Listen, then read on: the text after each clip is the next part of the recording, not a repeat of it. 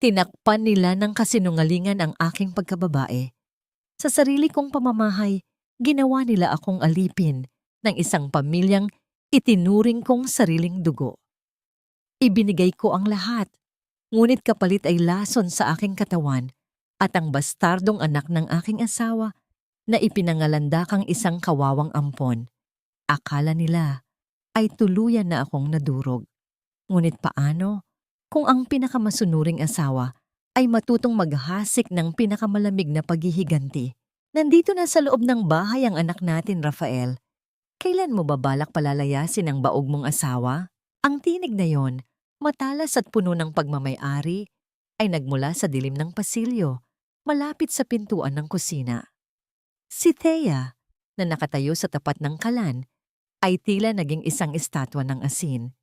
Ang mainit na singaw mula sa niluluto niyang salabat ay humahalik sa kanyang mga pisngi, ngunit ang kanyang buong katawan ay binalot ng isang kakaibang ginaw na tila nanunuot hanggang sa kanyang mga buto.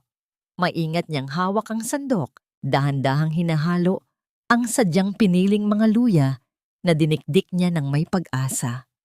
Ito ang recipe na itinuro sa kanya ni Doña Severina, ang kanyang biyanan, na gabi-gabing nagpapaalala sa kanya na ang pag-inom ng mainit na luyang ito ang magpapalakas sa kanyang matris upang sa wakas ay mabigyan niya ng tagapagmana ang mga Buena Vista.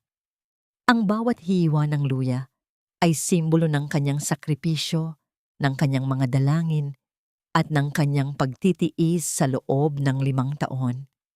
Ngunit sa isang sandali, ang lahat ng yon ay nagmistulang abo.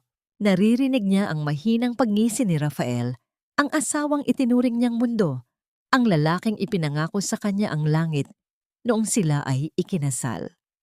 Huwag kang masyadong mainip, Selena. You know my mother. Kailangan muna nating masiguro na maayos ang transition ni Mateo. Thea is actually useful right now. Siya ang nag-aalaga sa bata ng libre, thinking na ito ay isang kawawang ampon na sagot sa mga panalangin niya. Ang bawat salitang binitawan ni Rafael ay tila mga karayom na isa-isang itinusok sa puso ni Thea. Ang sanggol na si Mateo, ang munting anghel na kapapanhik pa lamang sa kanilang tahanan kagabi, ang batang niyakap ni Thea ng mahigpit habang umiiyak siya sa pasasalamat sa Diyos dahil akala niya ay tinapos na nito ang kanyang pagiging baog sa pamamagitan ng pag-aampon ay bunga pala ng pagkakanulo. Ang batang iyon ay anak ng kanyang asawa sa ibang babae at siya, ang legal na asawa, ay ginagamit lamang bilang isang katulong na walang bayad para magpalaki sa anak ng kanyang kaaway. Hindi na malaya ni Thea na dahan-dahang lumuluwag ang hawak niya sa sandok. Ang dulo ng metal ay tumama sa gilid ng kaldero. Lumikha ng isang matalas na tunog na bumasag sa nakabibinging katahimikan ng kusina. Ngunit tila hindi ito narinig ng dalawa sa labas na abala sa kanilang masamang balak. Ang kanyang mga kamay ay nagsimulang manginig, isang panginginig na hindi niya mapigilan. Ang kanyang lalamunan ay nanunuyo at ang bawat paghinga niya ay tila may kasamang bubog na sumusugat sa kanyang dibdib. Nais niyang sumigaw. Nais niyang itapon ang kumukulong sa labat sa mga mukha nila. Ngunit ang kanyang tinig ay tila ibinaon sa ilalim ng lupang kinalalagyan ng kanyang mga pangarap. Nanatili siyang nakatitig sa kumukulong likido, pinapanood kung paano sumasayaw ang mga piraso ng luya. Tila tinatawanan ang kanyang kamangmangan. Pumasok si Doña Severina sa kusina. Ang mukha ay balot ng karaniwang maskara ng kabanalan. Hawak ang kanyang mamahaling rosaryo na tila ba ang bawat butil ay naglilinis sa kanyang maruming konsensya. Thea Hija, handa na ba ang salabat? Kailangan mong inumin iyan habang mainit pa. Alam mo namang gusto ko nang magkaroon ng apo sa'yo, hindi ba? Don't lose hope. God is listening to our prayers. Ang boses ng matanda ay malambot. Tila isang ina na tunay na nag-aalala. Ngunit ngayon, sa pandinig ni Thea, ang boses na yon ay parang kalansing ng mga barya ni Judas. Tumingin si Thea sa kanyang biyenan At sa kauna-unahang pagkakataon, sa loob ng 5 taon, nakita niya ang dilim sa likod ng mga matang yon. Isang malamig na katotohanan ang gumapang sa kanyang isipan. Alam din ba ng matandang ito? O siya rin ba ang arkitekto ng lahat ng kasinungalingang ito? Tumalikod si Thea upang itago ang mga luhang nagsisimulang pumatak. Mga luhang hindi dahil sa lungkot, kundi dahil sa isang uri ng puot na hindi niya inakalang kaya niyang maramdaman. Inihalinhan niya ang sandok at isinalin ang mainit na likido sa isang tasa. Ang bawat patak ng salabat ay tila isang sumpa na ibinabalik niya sa kanyang sarili. Habang hawak ang mainit na tasa, naramdaman niya ang init nito na humahapdi sa kanyang balat. Ngunit ang sakit na yon ay wala pa sa kalingkingan ng pagkawasak ng kanyang kaluluwa. Sa loob ng kanyang isipan, isang katanungan ang paulit-ulit na umaalingaw-ngaw. Isang katanungang tila walang kasagutan sa mundong puno ng mga lobong nagdadamit tupa. Hanggang kailan ko kayang yakapin ang batang simbolo ng aking kahihiyan bago ako tuluyang lamunin ang apoy ng aking sariling paghihiganti? Ang sikat ng araw na sumisilip sa mga bintana ng mansyong Buenavista ay tila walang dalang init para sa nanlalamig na puso ni Thea. Sa malawak na sala, ang bawat pagtama ng mga butil ng rosaryo sa mga daliri ni Doña Severina ay lumilikha ng isang tuyot at paulit-ulit na tunog na bumabasag sa katahimikan ng umaga. Nakaupo ang matanda sa kanyang paboritong silya. Ang kanyang mga labi ay mabilis na gumagalaw sa pagbigkas ng mga dasal, ngunit ang kanyang mga mata ay matalas na nakabantay sa bawat galaw ni Thea, na abala sa pagpupunas ng mga mamahaling palamuti sa paligid. Tumigil ang matanda sa kanyang pagdarasal at tumingin ng diretso kay Thea. Ang kanyang tinig ay tila malambot na pilus, ngunit may talim ng isang balisong. Alam mo, Miguela, pinapanood ko ang batang si Mateo habang natutulog kanina. Napaka-inosente niya. Isang biyaya para sa bahay na ito, kahit na hindi siya nanggaling sa sarili mong sinapupunan. Huwag kang magtanim ng sama ng loob sa kapalaran. Pasalamat ka sa pamilya Buenavista dahil kahit wala kang kwentang asawa na hindi makapagbigay ng tagapagmana, binigyan ka pa rin namin ng pagkakataong maranasan ang maging ina. Huwag mong kakalimutan ang utang na loob mo sa amin dahil kung hindi dahil sa amin, saan ka pupulutin? Napatigil ang kamay ni Thea sa pagpupunas. Ang puting tela ay mahigpit niyang nayukot sa kanyang palad. Ramdam niya ang pagbara ng isang malaking bukol sa kanyang lalamunan. Isang kombinasyon ng hiyang pilit isinusubo sa kanya at ng galit na kailangan niyang ikulong sa ilalim ng kanyang balat. Nais niyang sumigaw na alam na niya ang lahat, na ang biyayang sinasabi ng matanda ay ang mismong lason na sumira sa kanyang buhay, ngunit nanatili siyang nakayuko. Ang tanging sagot niya ay ang bahagyang pagtango, habang ang kanyang mga mata ay nakatitig sa kanyang sariling refleksyon sa makintab na lamesa. Isang babaeng tila unti-unti nang naglalaho sa loob ng sarili niyang tahanan. Nagpatuloy ang araw sa ilalim ng mabigat na utos ni Doña Severina. Pinapunta siya nito sa kwarto ni Baby Mateo upang ayusin ang mga gamit ng bata. Habang hawak ni Thea ang mga maliliit na damit, naramdaman niya ang pamilyar na init ng bakal mula sa plansa. Sinimulan niyang plansahin ang mga polo ni Rafael. Ang bawat hagod ng mainit na bakal ay tila naglalabas ng usok na sumasalamin sa nagbabagang damdamin sa kanyang dibdib. Naisip niya kung ilang beses hinubad ng kanyang asawa ang damit na ito para sa babaeng sumisira sa kanilang pagsasama.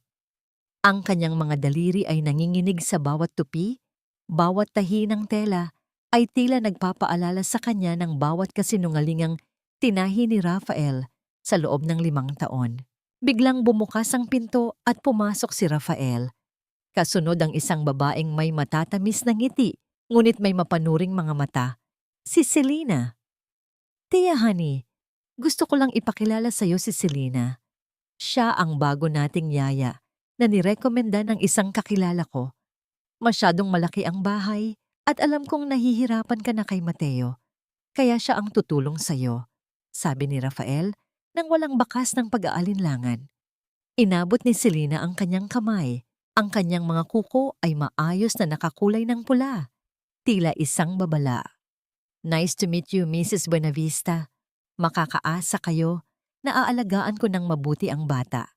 At baka pati na rin ang ibang mga bagay dito sa bahay, wika ni Selena na may kasamang nakakalokong ngiti. Tiningnan ni Thea ang kamay na iyon, ngunit hindi niya ito tinanggap. Sa halip, lumapit siya sa crib ni Mateo at dahan-dahang binuhat ang bata. Ang amoy ng sanggol ay tila isang gamot na pansamantalang nagpakalma sa kanyang nanginginig na sistema. Habang karga ang bata, tinitigan niya ang inosenteng mukha nito. Walang malay si Mateo sa mundong puno ng dumi na kinalalagyan niya. Sa sandaling iyon, isang pangako ang tahimik na nabuo sa puso ni Thea. Hindi niya hahayaang maging biktima ang batang ito sa kasalanan ng mga magulang nito, kahit na ang ibig sabihin nito ay ang pagharap sa mga demonyong nakapaligid sa kanya. Paalis na siya ng kwarto nang mapansin niya si Manang Rosa, ang matandang tagapaglingkod, na mabilis na lumabas mula sa banyo ni Doña Severina. May hawak itong maliit na bote ng gamot na tila lumana at mabilis itong isinilid sa bulsa ng kanyang apron nang makita si Thea. Ang takot sa mga mata ng matanda ay hindi nakalampas sa pansin ni Thea. Ngunit bago pa siya makapagtanong, mabilis na itong naglakad palayo, tila may hinahabol na hindi nakikitang panganib. Naiwan si Thea sa sala nang lumabas si Rafael para sa isang tawag sa trabaho. Naiwan ang kanyang cellphone sa ibabaw ng lamesa. Ang kaba sa dibdib ni Thea ay tila isang tambol na mabilis ang pagtibok. Nang umilaw ang screen ng cellphone, hindi napigilan ni Thea na sulyapan ang mensaheng lumabas mula sa isang hindi nakapangalang numero. Ngunit ang mga salitang naroon ay tila isang sampal na yumanig sa kanyang buong pagkatao. Napasok ko na ang bahay, Rafael. The Queen is inside. Malapit na nating mapatalsik ang basurera na yan. Ang salitang yon ay paulit-ulit na umalingaw-ngaw sa pandinig ni Thea. Tila isang matalim na kutsilyong humihiwa sa kanyang huling hibla ng pasensya. Basurera. Ganoon na lamang ba ang halaga niya sa taong ibinigay niya ang lahat? Tumingin siya sa labas ng bintana. Sa papalubog na araw, na tila nagbabadya ng isang mahaba at madilim na gabi. Sa kanyang isipan, isang malamig na desisyon ang unti-unting nabubuo. Sino ang tunay na dapat itapon sa basurahan ng kasaysayan? Ang asawang tapat o ang mga taong namumuhay sa loob ng isang maruming kasinungalingan? Ang bawat hakbang ni Selena sa loob ng mansyon ay tila isang mariing pagtapak sa dangal ni Thea. Sa tuwing wala si Rafael at Doña Severina, nagbabago ang anyo ng babaeng yon mula sa pagiging isang mapagkumbabang yaya tungo sa pagiging isang mapang-aping reyna. Nakita ni Thea mula sa dilim ng pasilyo kung paano humiga si Selena sa malambot na sopa sa sala. Suot ang isa sa mga mamahaling bandana ni Thea na kinuha nito nang walang pahintulot. Ang bawat tawa ni Selena habang nakikipag-usap sa telepono ay tila mga kuko ng pusa na kumakalmot sa katahimikan ng bahay, isang mapanuyang tunog na nagpapaalala kay Thea na unti-unti nang sinasakop ng lason ang kanyang teritoryo. Hindi nagtagal, napansin ni Thea si Manang Rosa na mabilis na naglalakad patungo sa likod bahay. Ang mga balikat nito ay bahagyang nakayuko at ang mga kamay ay nanginginig habang pinupunasan ang mga luhang dumadaloy sa kulubot nitong pisngi. Sinundan siya ni Thea nang walang ingay. Ang kanyang puso ay mabigat sa kaba at kuryosidad. Naabutan niya ang matanda sa ilalim ng puno ng mangga. Tahimik na humihikbi habang nakatingin sa kawalan. Nang maramdaman ang presensya ni Thea, mabilis na nag-ayos ng sarili si Manang Rosa. Pilit na itinatago ang takot na nananahan sa kanyang mga mata. Ma'am Thea, wala po ito. Napuwing lang po ako. Ang panginginig ng boses ng matanda ay hindi nagtugma sa kanyang sinabi. Hinawakan ni Thea ang kamay ni Manang Rosa. Isang mahigpit, ngunit banayad na hawak na tila nagbibigay ng lakas. Manang, nakita ko ang boteng itinago niyo kanina. Ano ang alam niyo? Bakit kayo natatakot kay Mama? Ang katahimikan sa pagitan nila ay tila isang pader na unti-unting gumuguho. Tumingin si Manang Rosa sa paligid, sinisiguradong walang nakakarinig, bago bumulong sa isang tinig na halos hindi marinig. Ang senyora, hindi siya ang akala niyo, Ma'am Thea. Mag-iingat po kayo. Hindi na nakapagsalita pa ang matanda dahil ang boses ni Doña Severina ay umalingaw-ngaw mula sa loob ng bahay. Tinatawag sila para sa merienda. Sa hapagkainan, ang lahat ay tila normal para sa isang tagamasid mula sa labas. Nakaupo si Rafael sa kabisera, abala sa kanyang tablet, habang si Doña Severina ay masuyong naglalagay ng isang mangkok ng mainit na sopas sa tapat ni Thea. Inumin mo ito, Hija. Ito ang espesyal na pampalusog na ipinagawa ko sa ating doktor. Sadyang pinili ko ang mga sangkap nito para sa iyong kalusugan. Ayaw kong pinababayaan mo ang iyong sarili, lalo na't kailangan mong maging malakas para kay Mateo. Yang mga salita ng matanda ay tila pulot na may halong lason. Tiningnan ni Rafael si Thea ng may pekeng pag-aalala. Ubusin mo yan, Thea. Mommy spent a lot of time preparing that for you. Huwag mong sayangin ang effort niya. Napilitan si Thea na itaas ang kutsara. Ang bawat subo ng malapot at mapait na likido ay tila isang parusa sa kanyang katawan. Ramdam niya ang titig ni Doña Severina na tila nagbibilang sa bawat lunok niya. Isang mapanuring tingin na walang bakas ng tunay na pagmamahal. Pagkatapos maubos ang laman ng mangkok, nakaramdam si Thea ng isang kakaibang hapdi sa kanyang sikmura. Isang pakiramdam na tila may mga buhay na uod na kumikilos sa loob niya. Nagmadali siyang pumunta sa banyo. Ang kanyang mga tuhod ay nanghihina at ang kanyang paningin ay bahagyang lumalabo. Sa loob ng banyo, pilit na isinuka ni Thea ang lahat ng kanyang kinain. Ang bawat pagduwal niya ay tila isang pagtatangka na ilabas hindi lamang ang sopas, kundi pati na rin ang lahat ng sakit at pagtataksil na kinimkim niya sa loob ng maraming taon. Ang kanyang buong katawan ay nanginginig, ang pawis ay bumubutil sa kanyang noo, at ang kanyang mga mata ay nagbabadyang lumuha dahil sa hirap. Nang iangat niya ang kanyang ulo, nakita niya sa salamin ang refleksyon ni Manang Rosa na nakatayo sa may pintuan. Hawak ang isang malinis na tuwalya. Ang mga mata ng matanda ay puno ng matinding awa, isang tahimik na saksi sa paghihirap ni Thea. Walang sinabi si Manang Rosa. Inabot lamang niya ang tuwalya at mabilis na lumabas. Tila natatakot na mahuli sila ng sinuman. Bumalik si Thea sa kanyang silid nang may bigat sa dibdib na tila isang malaking bato. Ang bawat sulok ng mansyong ito ay tila naging isang bitag, at ang bawat taong itinuring niyang pamilya ay tila mga bantay sa kanyang sariling bilangguan. Inihiga niya ang kanyang pagod na katawan sa kama, pilit na hinahanap ang kapayapaan na tila ipinagkait na sa kanya ng tadhana. Nang ayusin niya ang kanyang unan upang makatulog, naramdaman ng kanyang mga daliri ang isang matigas na bagay sa ilalim nito. Isang kapirasong papel ang maingat na itinupi at inipit doon. Sa ilalim ng malamig na liwanag ng lampara, binasa ni Thea ang mga salitang nakasulat sa isang mabilis at nanginginig na sulat kamay. Mga salitang tuluyang nagpabago sa timpla ng kanyang dugo.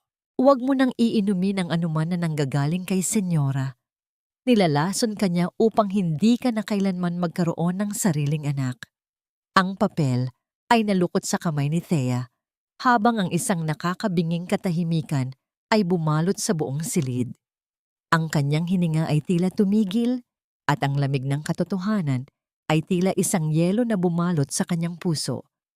Paano ko haharapin ang bukas kung ang taong tinatawag kong ina ay siya palang unti-unting pumapatay sa aking kinabukasan? Ang mga salitang nakasulat sa papel ay tila mga uling na nagbabaga sa loob ng isipan ni Thea. Hindi niya ito mabitawan at hindi rin niya magawang kalimutan sa bawat segundong lumilipas. Kinabukasan, ang kanyang bawat kilos ay puno ng pag-iingat. Tila naglalakad sa ibabaw ng manipis na salamin na anumang oras ay maaring mabasag. Upang makalabas ng mansyon nang hindi naghihinala si Doña Severina, ginamit ni Thea ang kanyang malasakit kay Mateo. Sinabi niya sa biyenan na kailangan ng bata ng mga bagong damit at gamit dahil mabilis itong lumalaki, isang dahilan na hindi matatanggihan ng matanda na sadyang mapagpahalaga sa panlabas na anyo ng kanilang pamilya. Naglakbay si Thea patungo sa isang maliit at tagong klinika sa kabilang bayan, isang lugar na malayo sa impluwensya ng mga Buenavista at sa mga doktor na binabayaran ng kanyang biyenan. Ang amoy ng alkohol at ang malamig na hangin mula sa aircon ng klinika ay tila nagpapabigat sa kanyang pakiramdam. Habang naghihintay, ang bawat paggalaw ng kamay ng orasan sa dingding ay tila isang mabagal na paghukay sa kanyang sariling libingan. Nang tawagin ang kanyang pangalan, ang kanyang mga tuhod ay halos hindi makayanan ang bigat ng kanyang katawan. Ang doktor, isang matandang babae na may mga matang puno ng karanasan, ay seryosong nakatingin sa mga resulta ng pagsusuri. Mrs. Buenavista, maayos ang iyong matris at wala akong nakikitang problema sa iyong reproduktibong sistema. Ngunit merong mataas na level ng mga kemikal sa iyong dugo na sadyang pumipigil sa iyong obulasyon. Ang mga kemikal na ito ay hindi natural na galing sa iyong katawan. Ito ay mga laso na dahan-dahang itinatapon sa iyong sistema sa loob ng mahabang panahon. Ang bawat salita ng doktor ay tila mga tipak ng yelo na bumabagsak sa kaluluwa ni Thea. Dinudurog ang anumang natitirang tiwala na mayroon siya sa mga taong itinuring niyang pamilya. Lumabas si Thea sa klinika na tila isang anino. Ang kanyang paningin ay lumalabo dahil sa mga luhang pilit niyang pinipigilan.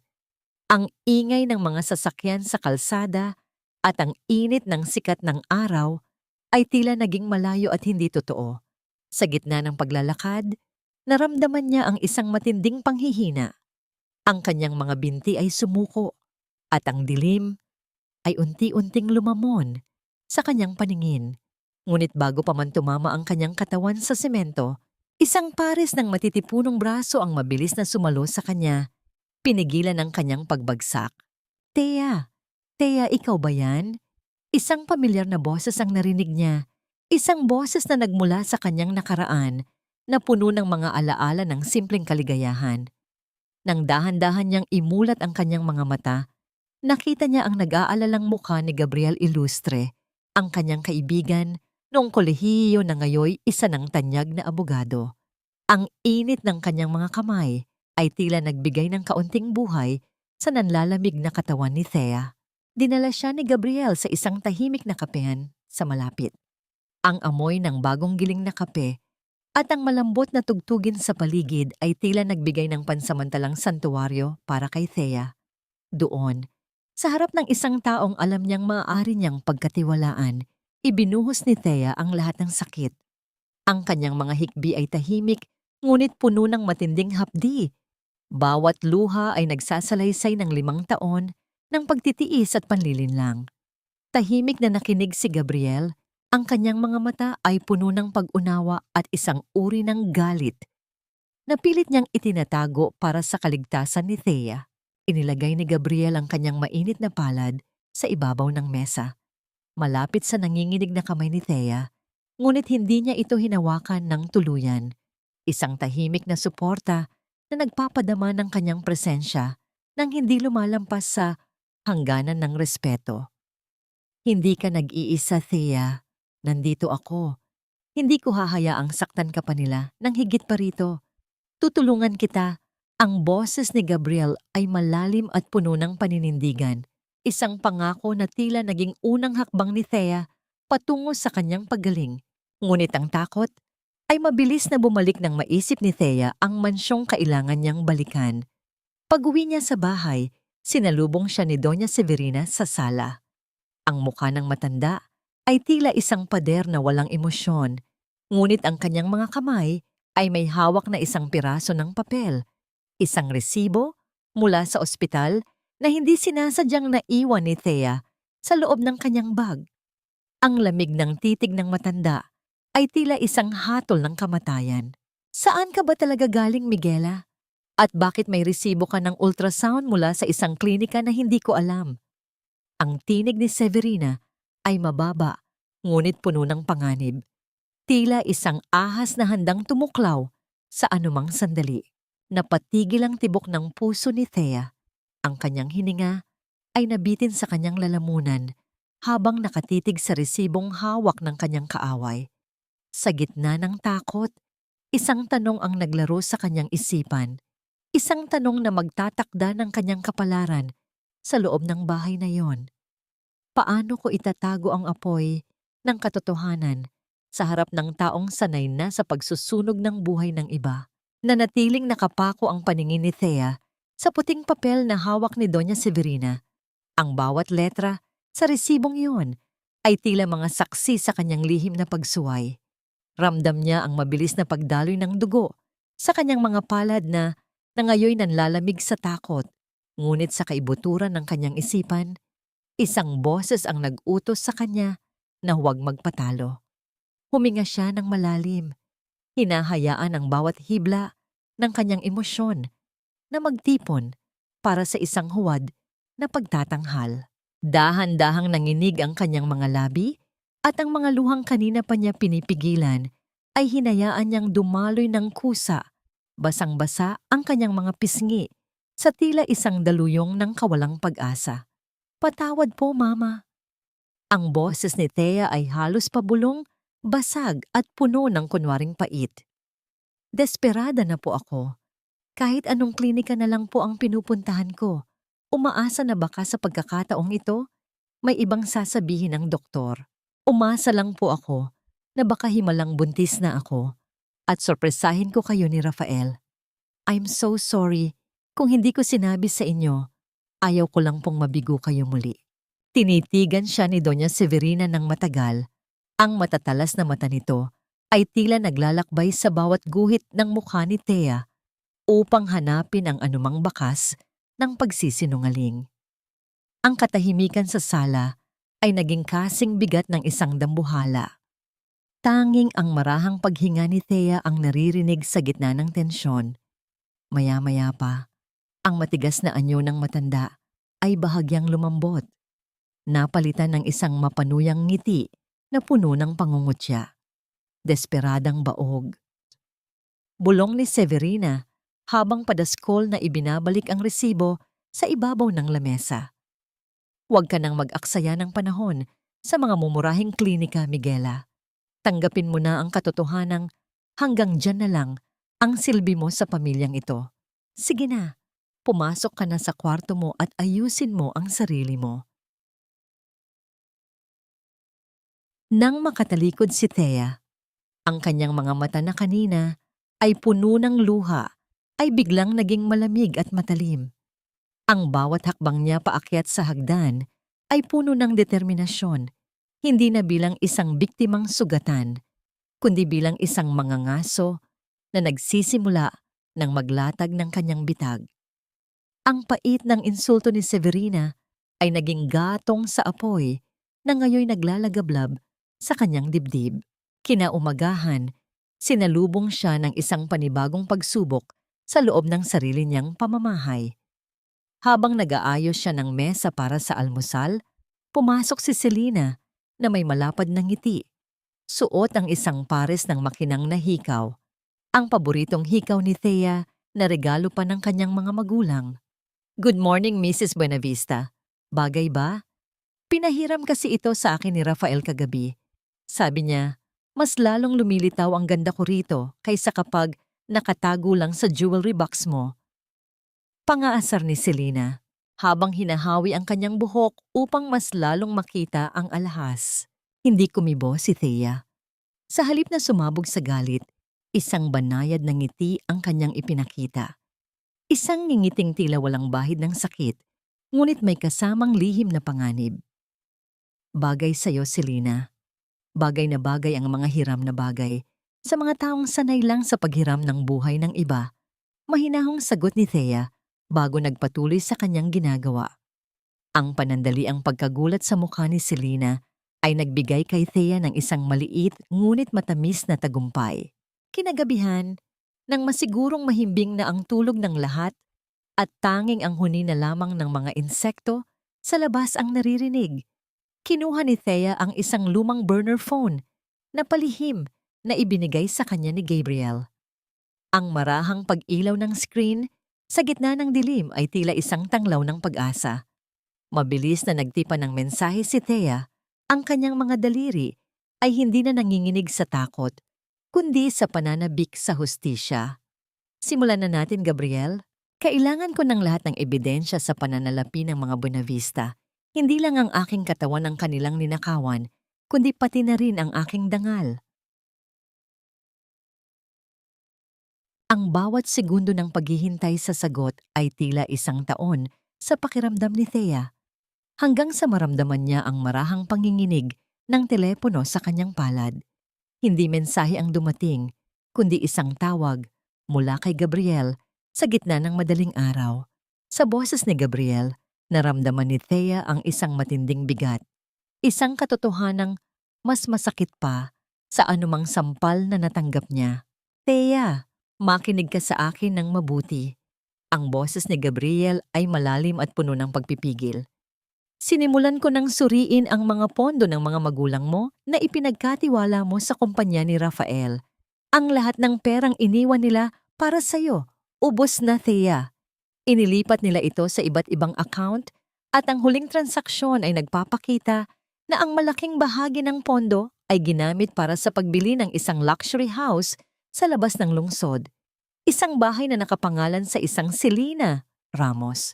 Ang bawat salita ni Gabriel ay tila isang higanting alon na humampas sa buong pagkatao ni Thea. Nilulunod siya sa isang karagatan ng matinding pagkakanulo.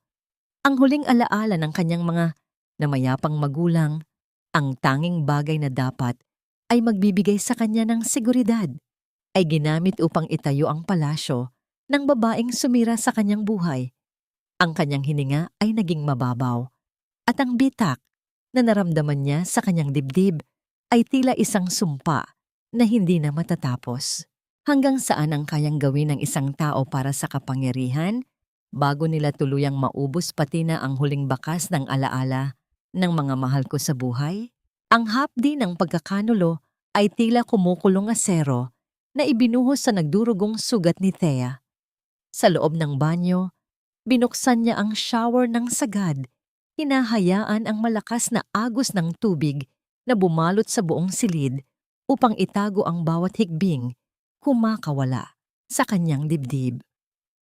Ang bawat patak ng tubig na tumatama sa sahig ay tila sumasabay sa pintig ng kanyang pusong durog na durog na. Doon, sa ilalim ng artipisyal na ulan, malaya siyang umiyak para sa kanyang mga magulang, para sa kanilang mga pinaghirapan na ngayoy ginagamit ng mga demonyo upang itayo ang kaharian ng kasinungalingan. Kinabukasan, ang bawat galaw ni Thea ay tila isang maingat na sayaw ng isang anino. Pinagmasdan niya si Rafael mula sa malayo, ang kanyang asawa, na ngayoy tila isang estrangherong nakasuot ng pamilyar na mukha. Napansin niya ang kinaugaliang ritual ni Rafael tuwing umaga. Bago ito pumasok sa banyo para maligo, maingat nitong inilalagay ang maliit na susi ng kanyang maleta sa loob ng isang lihim na bulsa ng kanyang leather bag. Ang susing yun ang tanging hadlang sa pagitan ni Thea at ng katotohanang nakakulong sa loob ng vault ni Doña Severina. Nang pumasok na si Rafael sa banyo at narinig na ni Thea ang pagdaloy ng tubig sa loob, mabilis siyang kumilos. Ang kanyang mga kamay ay nanginginig. Ang bawat daliri ay tila may sariling isip habang dahan-dahang binubuksan ang zipper ng bag ni Rafael. Ang lamig ng metal na susi nang mahawakan niya ito ay tila isang kuryenteng gumising sa kanyang buong sistema. Wala nang lingon-likod na tinahak ni Thea ang pasilyo patungo sa opisina ni Severina. Ang bawat tibok ng kanyang puso ay tila isang babala na anumang oras ay maaari siyang mahuli. Sa loob ng madilim na opisina, ang amoy ng lumang papel at pabango ni Severina ay tila sumasakal sa kanya. Maingat niyang binuksan ang vault gamit ang susi at ang kombinasyong palihim niyang inobserbahan noon. Nang bumukas ang mabigat na pinto ng bakal, tumambad sa kanya ang mga dokumentong naglalaman ng kanyang kamatayan at muling pagsilang. Kinuha niya ang kanyang telepono at isa-isang nilitratuhan ang mga bank statement, ang mga peking titulo ng lupa at ang mga liham mula sa isang doktor na nagpapatunay ng sabuatan ng kanyang biyenan. Doon niya nakita ang isang dokumento ng paglilipat ng pondo. Ang pirma ng kanyang yumaong ama ay naroon. Ngunit alam ni Thea na hindi yon ang tunay na sulat kamay nito. Ang bawat guhit ng peking pirma ay tila isang sampal sa kanyang mukha. Sa tindi ng galit at sakit, mariing napakuyom ang mga palad ni Thea. Ang kanyang mga kuko ay bumaon ng malalim sa kanyang balat hanggang sa makaramdam siya ng hapdi at makitang may maliliit na patak ng dugo na lumabas sa kanyang palad. Hindi niya naramdaman ang pisikal na sakit. Ang tanging nararamdaman niya ay ang nagbabagang puot na ngayoy nananalaytay sa kanyang mga ugat. Biglang bumukas ang pinto ng opisina nang walang babala. Halos tumalon ang puso ni Thea sa kanyang lalamunan habang mabilis niyang itinago ang mga papel sa kanyang likuran. Ngunit hindi si Severina ang pumasok, kundi si Manang Rosa. Ang matanda ay may dalang basahan at panlinis, ngunit ang kanyang mga mata ay agad na dumapo sa bukas na vault at sa nanginginig na anyo ni Thea. Sa halip na sumigaw o tumawag ng saklolo, mabilis na lumapit ang matanda. Kinuha ang mga dokumento mula sa kamay ni Thea at mabilis itong ibinalik sa loob bago isara ang vault. "Ma'am Thea, bilis! Lalabas na ang asawa niyo sa banyo. Ako na ang bahala rito. Umalis na kayo." Ang pabulong na utos ni Manang Rosa ay puno ng matinding kaba, ngunit may kasamang katapatan. Walang salitang binitawan si Thea, isang mabilis na paghawak lamang sa braso ng matanda bilang pasasalamat bago siya mabilis na tumakbo pabalik sa kanilang silid. Hingal na nakarating si Thea sa kanilang kwarto. Maingat niyang ibinalik ang susi sa loob ng bag ni Rafael at mabilis na nagkunwaring nag-aayos ng mga damit sa aparador. Kasabay ng pagpasok ni Rafael mula sa banyo, suot ang kanyang bathrobe at pinatutuyo ang buhok gamit ang tuwalya. Tumigil si Rafael sa tapat ng kanyang bag. Ang kanyang mga mata ay tila may napansing kakaiba sa pagkakaayos ng mga gamit niya. Dahan-dahang lumapit si Rafael kay Thea. Ang kanyang presensya ay tila isang madilim na anino na bumabalot sa silid. Tumingin siya sa bag, pagkatapos ay itinuon ang kanyang mapanuring titig sa namumutlang mukha ng kanyang asawa. Ang katahimikan sa pagitan nila ay tila isang lubid na unti-unting napapatid. "May hinahanap ka ba sa gamit ko, Miguela? Bakit parang hindi maayos ang pagkakasara ng zipper ng bag ko?" Ang boses ni Rafael ay mababa. Tila isang mangangaso na nakaramdam ng paggalaw sa kanyang bitag. Naramdaman ni Thea ang pagtulo ng isang malamig na pawis sa kanyang batok habang pilit niyang pinatitigas ang kanyang mukha. Sa sandaling iyon, ang tanging naririnig niya ay ang sarili niyang mabilis na paghinga at ang nakakabinging katanungan na tila walang ligtas na kasagutan. Hanggang kailan ko kayang panindigan ang aking mga kasinungalingan bago ako tuluyang lamunin ang dilim ng bahay na ito? Nanatiling nakatitig si Rafael sa zipper ng kanyang bag. Ang kanyang mga mata ay tila naging dalawang matalas na patalim na sinusuri ang bawat hibla ng tela. Ramdam ni Thea ang panunuyo ng kanyang lalamunan. Ang bawat paglunok niya ay tila may kasamang maliliit na tinik. Upang itago ang panginginig ng kanyang mga kamay, mabilis siyang kumuha ng isang bote ng gamot mula sa ibabaw ng dresser at ipinakita ito sa asawa.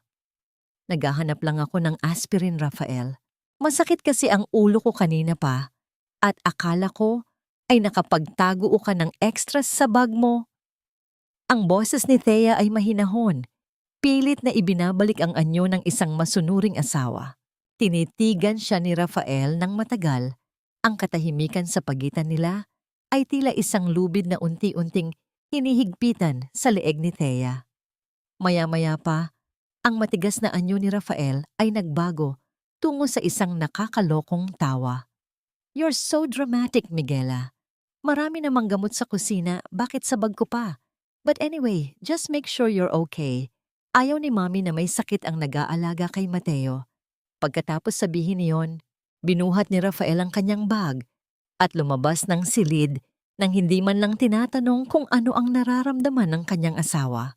Sa tulong ng mabilis na pag-iisip ni Manang Rosa, nagawang ipuslit ni Thea ang burner phone at ang mga mahahalagang larawan na nakuha niya mula sa vault. Nagkita sila ni Gabriel sa isang liblib na parke kung saan ang mga puno ng nara ay nagbibigay ng malawak na anino laban sa init ng tanghali. Ang amoy ng basang lupa at ang marahang pag-aspas ng mga dahon sa hangin ay tila nagbibigay ng panandaliang kapayapaan sa naguguluhan niyang isipan. Nang makita ni Thea si Gabriel na nakatayo sa ilalim ng puno, ang lahat ng pait at pagod na kinimkim niya sa loob ng mansyong yun ay tila biglang umapaw. Ipinakita niya kay Gabriel ang mga larawan ng mga dokumento, ang ebidensya ng panlalason, ang pagnanakaw sa pondo ng kanyang mga magulang, at ang lahat ng panloloko ng mga Buenavista. Habang ipinapaliwanag ni Gabriel ang bigat ng mga kasong maaari nilang isampa, hindi na napigilan ni Thea ang pagdaloy ng kanyang mga luha. Ang kanyang mga hikbi ay tahimik ngunit puno ng matinding hapdi. Bawat patak ay nagsasalaysay ng 5 taon ng pagkabulag sa pag-ibig na walang katotohanan. Lumapit si Gabriel ng isang hakbang. Ang kanyang mga mata ay puno ng matinding pag-unawa at isang uri ng pangangalaga na matagal nang hindi naramdaman ni Thea. Dahan-dahan niyang inabot ang kanyang kamay at hinayaan ang balikat ni Thea na sumandal sa kanya. Isang mahigpit ngunit maingat na yakap ang ibinigay ng binata. Isang uri ng pagyakap na hindi humihingi ng anuman kundi nag-aalok lamang ng lakas. "Nandito lang ako, Thea. Hindi kita iiwan sa laban na ito. We will make them pay. Lahat ng kinuha nila sa'yo, babawiin natin." Ang boses ni Gabriel ay malalim at tila isang mainit na kumot na bumabalot sa nanlalamig na kaluluwa ni Thea. Sa sandaling iyon, tila tumigil ang mundo para sa kanila. Ang marahang pagdampi ng kamay ni Gabriel sa kanyang buhok upang alisin ang isang tuyong dahon na sumabit doon ay nagpadama kay Thea ng isang kakaibang kilig. Isang kilig na hindi nanggagaling sa pagnanasa, kundi sa pakiramdam na siya ay pinapahalagahan bilang isang tao, hindi bilang isang kasangkapan o isang basurera. Ang haplos na yon ay puno ng respeto, isang tahimik na pangako na sa kabila ng lahat ng dumi ng mundong kinasasadlakan niya, may nananatiling malinis at tapat na pagmamahal para sa kanya. Ngunit ang liwanag na yon ay mabilis na nabalot ng anino nang maalala ni Thea ang kanyang tungkulin. Ipinaliwanag ni Gabriel na kailangan nila ng isang matibay na testimonya mula sa doktor na binayaran ni Severina upang tuluyang madiin ang matanda. "Kailangan nating mag-ingat, Thea. Every step must be calculated," paalala ni Gabriel habang maingat na inililigpit ang mga dokumento. Pag-uwi ni Thea sa mansyon, sinalubong siya ni Doña Severina na may malapad at tila nagwaging ng ngiti. Nakasuot ang matanda ng kanyang pinakamagandang perlas, ang kanyang mukha ay tila isang imahen ng kabanalan na nakatitig sa kanya. "Maghanda ka, Miguela. Nagpasya na ako. Sa susunod na linggo na ang binyag ni Mateo. Magiging enggrande ang pagdiriwang na ito. Gusto kong ikaw ang mag-asikaso ng lahat, mula sa catering hanggang sa listahan ng mga bisita. Kailangan nating ipakita sa lahat kung gaano kasaya at kabuo ang ating pamilya." Ang bawat salita ng matanda ay tila isang malamig na hampas ng hangin sa mukha ni Thea. Ang binyag, Ang okasyong dapat ay puno ng biyaya ay gagamitin ng kanyang biyenan upang lalong ipakita ang kanyang kapangyarihan at itago ang kanilang mga lihim. Napilitang tumango si Thea. Ang kanyang mga labi ay nakakurba sa isang pekeng ngiti, habang ang kanyang isipan ay tila isang mabilis na agos ng tubig. Habang pinapanood niya ang tuwa sa mga mata ni Severina, isang nakakapangilabot na kaisipan ang naglaro sa kanyang isipan. Isang kaisipang magiging simula ng katapusan ng lahat ng kasinungalingan sa mansyong yon. Ano ang pakiramdam ng isang reyna kapag ang sarili niyang engrandeng kapistahan ay naging sarili niyang libingan?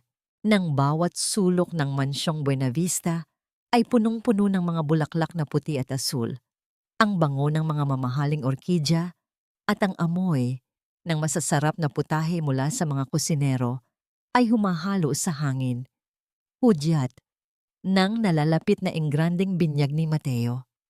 Sa gitna ng lahat ng ito, si Thea ay tila isang perpektong anino na gumagalaw ng may kahusayan.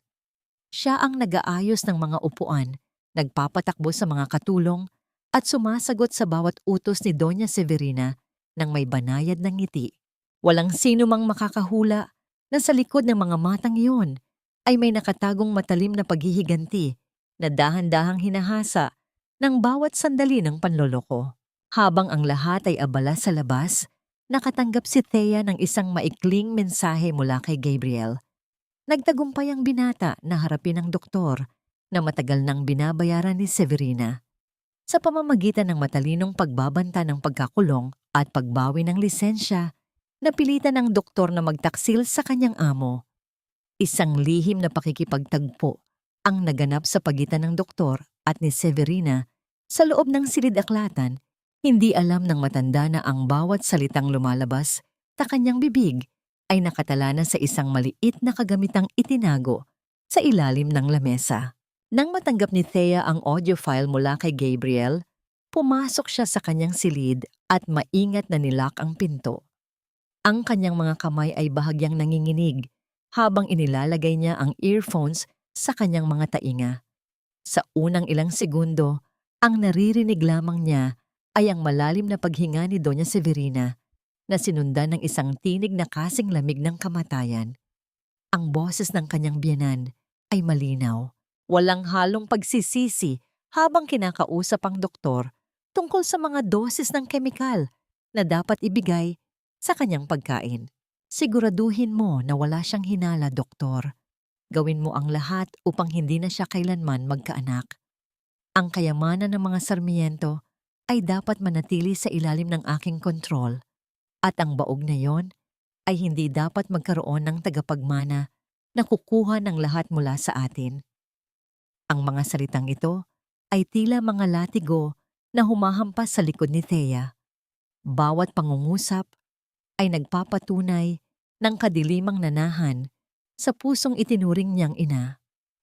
Ang kanyang mga luha ay nagsimulang dumaloy, ngunit hindi ito ang mga luhang puno ng sakit na nararamdaman niya noon.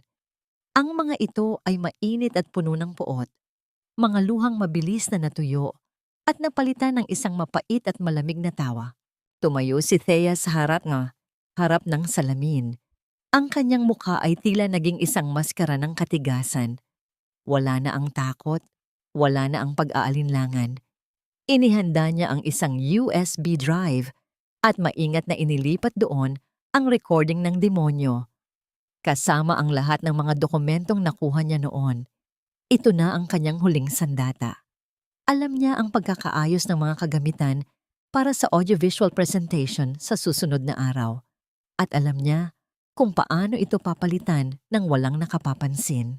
Kinagabihan, bago ang araw ng binyag, pumasok si Rafael sa kanilang silid na may dalang amoy ng alak.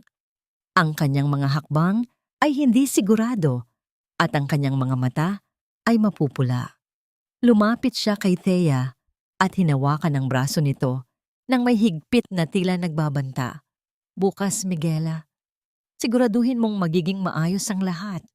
Huwag kang gagawa ng anumang bagay na magpapahiya sa akin o kay Mommy sa harap ng ating mga bisita. Tandaan mo kung sino ang nagbigay sa iyo ng buhay na tinatamasa mo ngayon. Ang boses ni Rafael ay paos at puno ng pagmamay-ari, isang paalala ng kanyang pagiging kontrolado. Tumingin si Thea ng diretso sa mga mata ng kanyang asawa. Isang titig na hindi niya kailanman nagawa noon. Hindi siya kumurap, hindi siya natakot sa higpit ng pagkakahawak nito. Sa halip, isang mahiwagang ngiti ang sumilay sa kanyang mga labi. Isang ngiti na tila naglalaman ng lahat ng mga lihim na malapit nang sumabog sa mukha ng mga Buenavista. Huwag kang mag-alala, Rafael. Sisiguraduhin kong bukas na bukas din ang bawat tao sa bahay na ito ay makakakuha ng eksaktong nararapat para sa kanila. Magiging isang araw ito na hindi nyo kailanman malilimutan. Ang tinig ni Thea ay kasing kintab ng isang bagong hasang kutsilyo at ang kanyang huling katanungan ay naiwang nakabitin sa hangin, tila isang sumpa na naghihintay na matupad. Handa na ba ang iyong puso para sa katotohanang dudurog sa bawat pangarap na itinayo nyo sa ibabaw ng aking pagkawasak?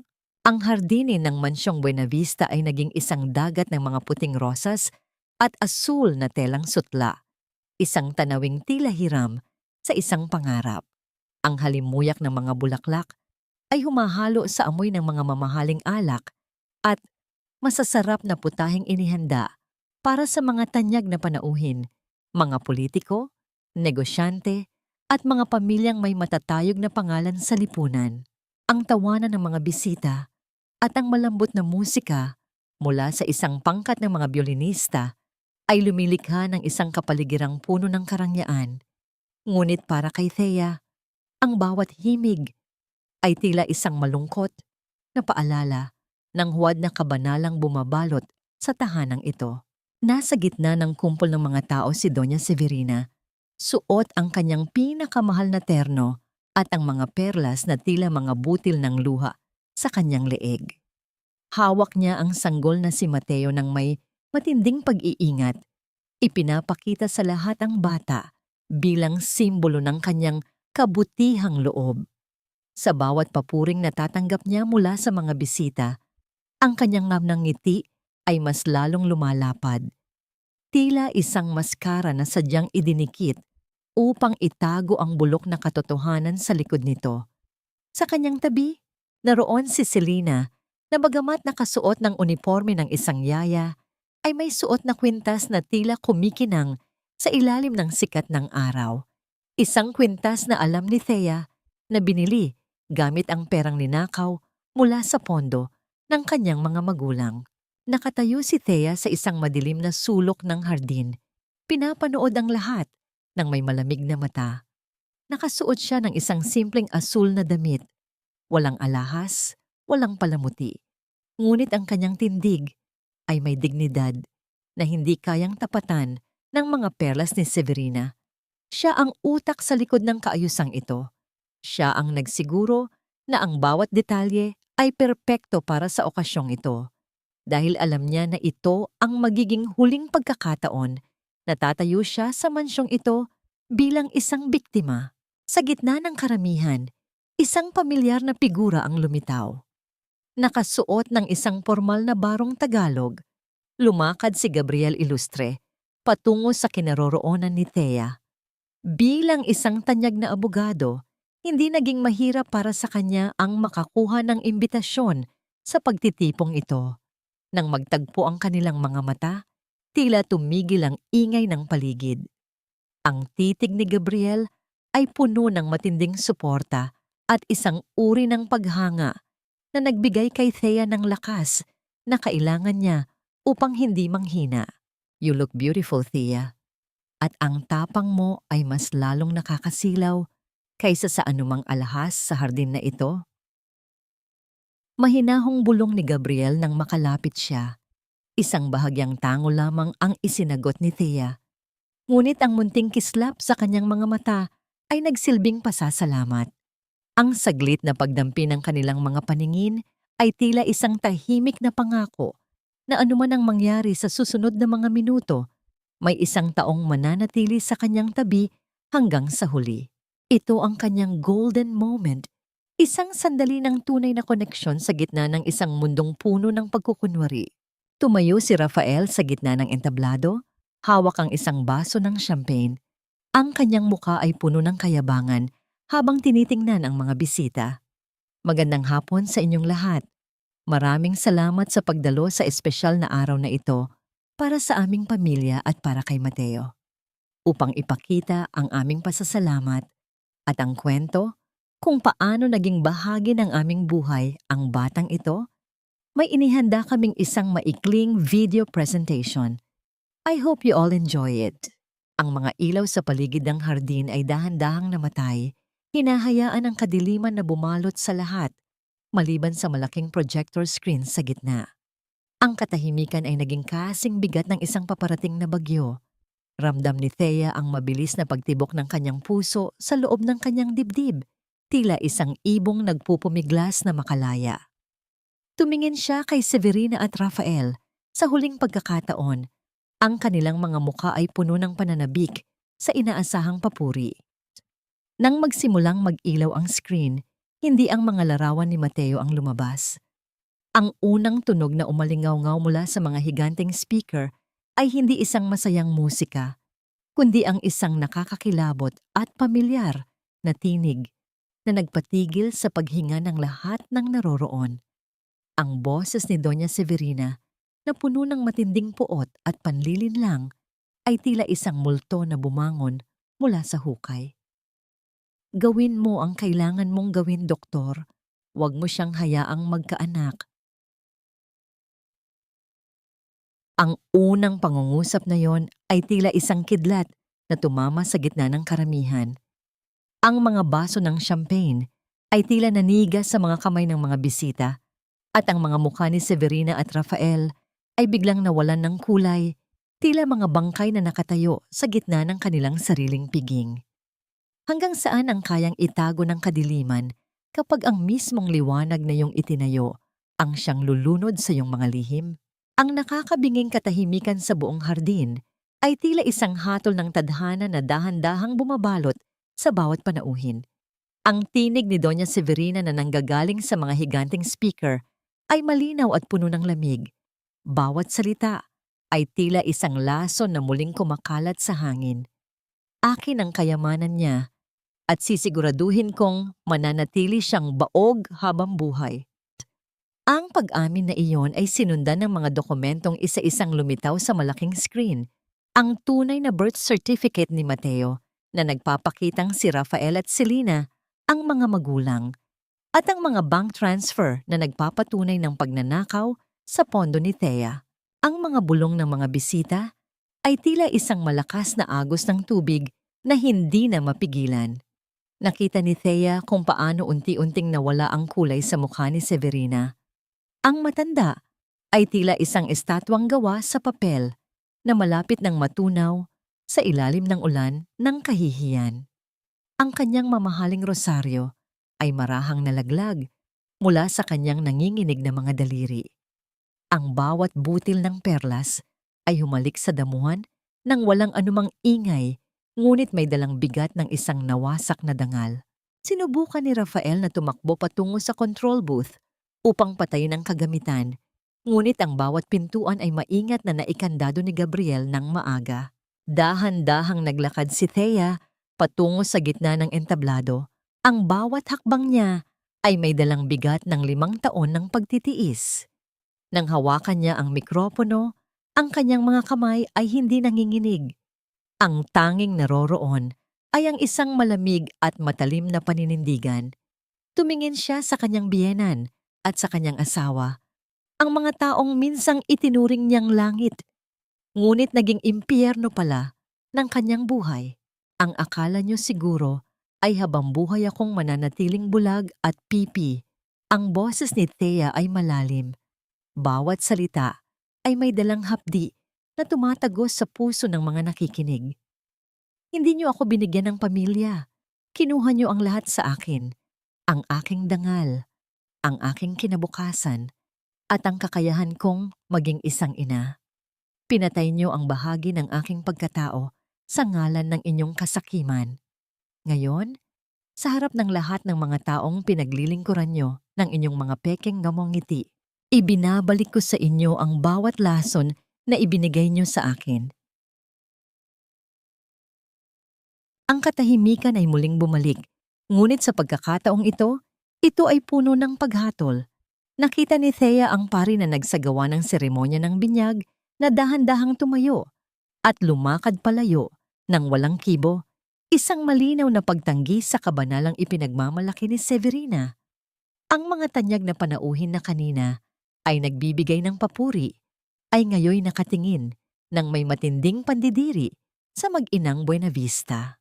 Sa matinding galit at kahihiyan na wala ang huling hibla ng pagtitimpi ni Rafael, sumugod siya patungo kay Thea. Ang kanyang mukha ay puno ng puot at ang kanyang kamay ay nakataas, handang humampas upang patahimikin ang asawang ngayoy naging kanyang pinakamalaking bangungot. Ngunit bago pa man dumampi ang kanyang mga daliri sa balat ni Thea, isang matipunong braso ang mabilis na humarang at pumigil sa kanya. Si Gabriel ay nakatayo sa pagitan ni Rafael at Thea. Ang kanyang mga mata ay nagbabaga sa galit na pilit niyang tinitimpi. Mahigpit niyang hinawakan ang braso ni Rafael, isang hawak na sapat na upang mapangiwi ang asawa ni Thea sa sakit.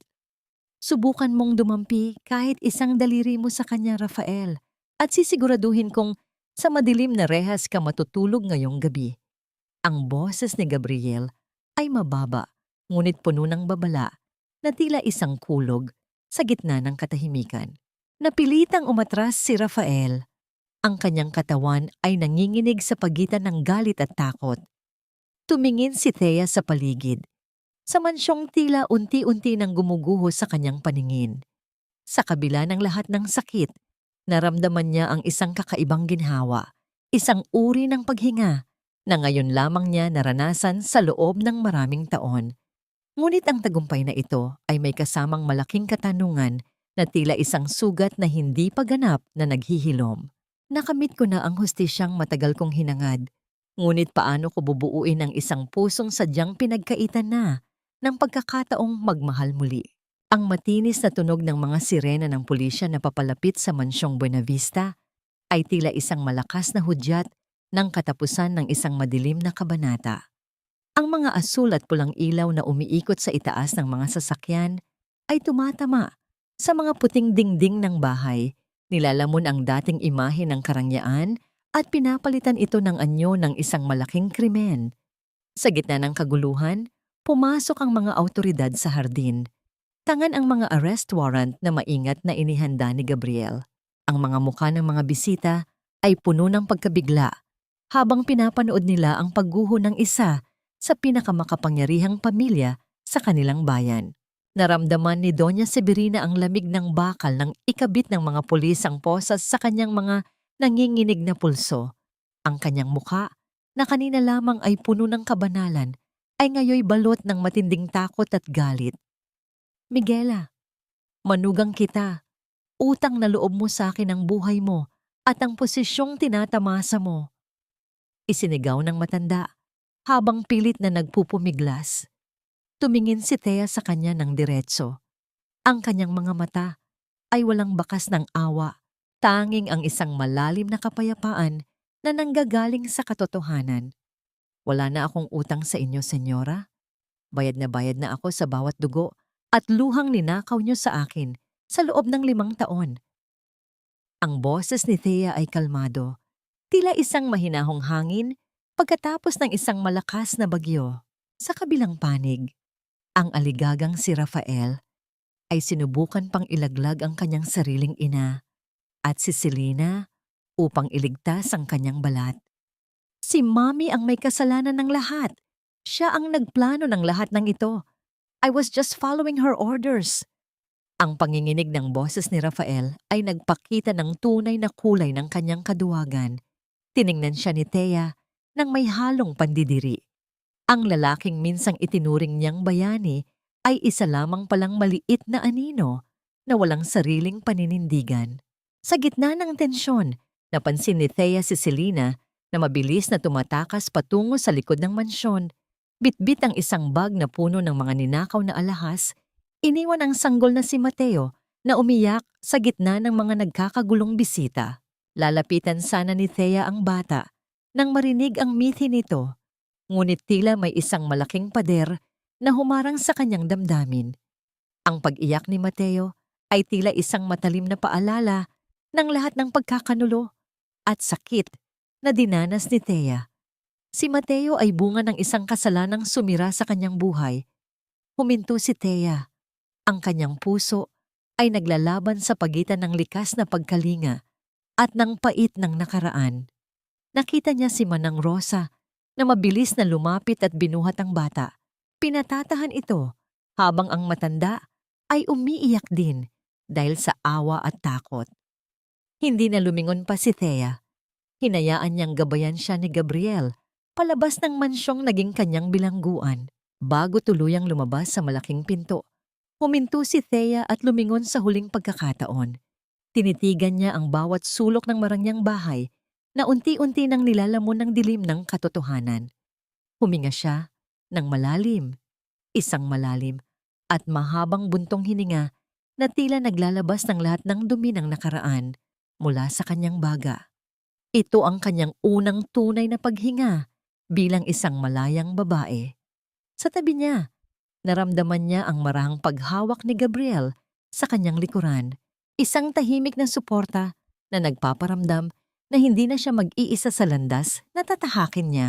Kinabukasan, habang nasa loob ng opisina ni Gabriel upang asikasuhin ang mga papeles para sa kanyang annulment, isang tawag ang bumasag sa panandaliang katahimikan.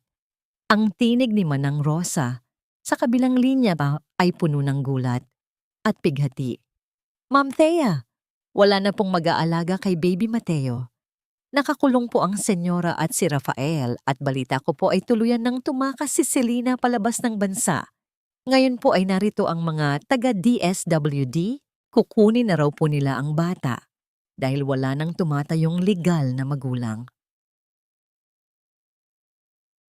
Ang balitang iyon ay tila isang malakas na hampas ng hangin sa dibdib ni Thea. Ang imahe ni Mateo, ang inosenteng batang walang malay, sa kasamaan ng kanyang mga magulang, ay muling naglaro sa kanyang isipan. Ang pag-iyak ng bata ay tila humihingi ng saklolo, isang tawag na tumatagos sa pinakamalalim na bahagi ng kanyang pagiging babae. Ang kanyang mga kamay ay nagsimulang manginig habang hawak ang telepono. Hahayaan ko ba ang isang inosenteng bata na magbayad sa mga kasalanang hindi naman siya ang gumawa? O itatali ko muli ang aking sarili sa nakaraang pilit ko ng tinatakasan? Nanatiling nakatitig si Thea sa kawalan matapos maibaba ang telepono. Ang bawat salita ni Manang Rosa ay tila mga tipak ng yelo na dahan-dahang natutunaw sa loob ng kanyang dibdib. Ang silid ni Gabriel ay nababalot ng amoy ng lumang papel at kape. Isang kapaligirang dapat ay nagbibigay ng seguridad. Ngunit ang kaba sa kanyang puso ay hindi pa rin mapatahimik. Ang imahe ng sanggol na si Mateo, ang batang walang malay na bunga ng pinakamasakit na pagkakanulo sa kanyang buhay, ay muling naglaro sa kanyang isipan. Huminga ng malalim si Gabriel at lumapit sa kanya. Ang kanyang mga hakbang ay banayad sa ibabaw ng makapal na alpombra. "Thea, hindi mo kailangang gawin ito. You have every right to walk away. Mateo is a constant reminder of what Rafael and Selena did to you. Hindi mo obligasyong iligtas ang bata mula sa sistemang sila rin naman ang gumawa." Ang tinig ni Gabriel ay puno ng luhika at malasakit. Pilit na iniaalis ang bigat ng gampanin mula sa mga balikat ni Thea. Tumingin si Thea sa kanya. Ang kanyang mga mata ay puno ng agam-agam. "I know, Gabriel. Alam ko na wala akong kasalanan sa batang yon.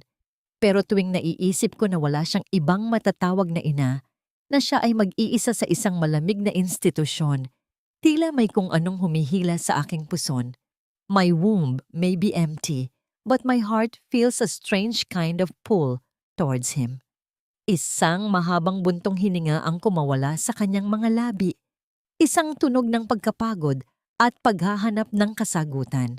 Dinala siya ng kanyang mga paa sa tanggapan ng DSWD. Ang bawat hakbang niya sa malamig na pasilyo ay tila may kasamang bigat ng 1,000 katanungan. Nang makarating siya sa silid kung nasaan ang mga sanggol, ang tanging naririnig ay ang mahinang pag-ikot ng bentilador sa kisame at ang paminsan-minsang paggalaw ng mga tagapangangalaga. Sa isang sulok, nakita niya ang isang maliit na metal na crib. Doon nakahiga si Mateo.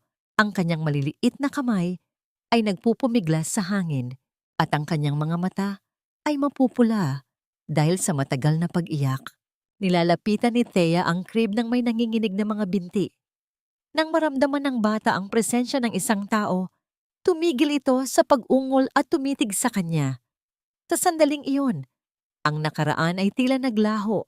Hindi na niya nakikita kay Mateo ang mukha ni Rafael o ang nangisi ni Selena. Ang nakikita niya ay isang inosenteng kaluluwa na sadyang itinapon sa gitna ng digmaang hindi naman niya ginusto. Dahan-dahang iniabot ni Thea ang kanyang daliri at sa isang iglap, mahigpit itong hinawakan ni Mateo. Ang init ng munting palad ng bata ay tila isang kuryenteng nagpadaloy ng enerhiya sa buong sistema ni Thea. Isang damdamin ng ganap na pagpapatawad. Hindi niya pinatawad ang mga taong nanakit sa kanya, kundi pinatawad niya ang kanyang sariling pusong matagal nang nakakulong sa puot. Hindi ka mag-iisa, Mateo.